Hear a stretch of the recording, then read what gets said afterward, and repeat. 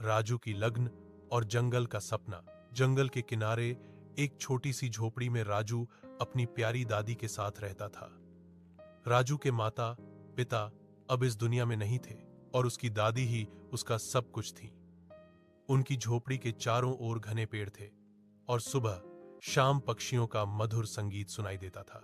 राजू जानता था कि जंगल में जीवन कठिन है, लेकिन वह एक सपना देखता था, पढ़ लिखकर एक बड़ा आदमी बनने का, ताकि वह अपनी दादी को आराम की जिंदगी दे सके।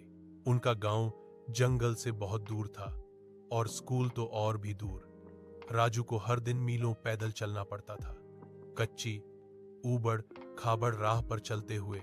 कभी कभी उसके पैर थक जाते, लेकिन जैसे ही उसे दादी का मुस्कुराता हुआ चेहरा याद आता, उसकी हिम्मत बढ़ जाती। स्कूल से लौटने के बाद राजू को घर के काम भी करने होते थे।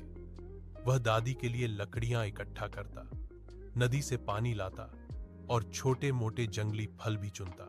पढ़ाई के लिए उसके पास न तो बिजली थी और न ही अच्छी किताबें। रात को वह मिट्टी के तेल के छोटे से दिए की हल्की रोशनी में पढ़ता था। उसकी दादी उसे कहानी सुनाती और उसका हौसला बढ़ाती। बेटा, किताबें ही तुम्हारी सबसे अच्छी दोस्त हैं। यह जंगल तुम्हें ताकत देता है और यह पढ़ाई तुम्हें पंख देगी। एक बार गांव में भयंकर बाढ़ आई। उनकी झोपड़ी लगभग बह गई थी। सबने कहा कि अब पढ़ाई छोड़ दो और काम पर लग जाओ, लेकिन राजू ने हार नहीं मानी। उसने टूटी हुई झोपड़ी को दादी के साथ मिलकर ठीक किया और अपनी किताबों को संभाल कर रखा।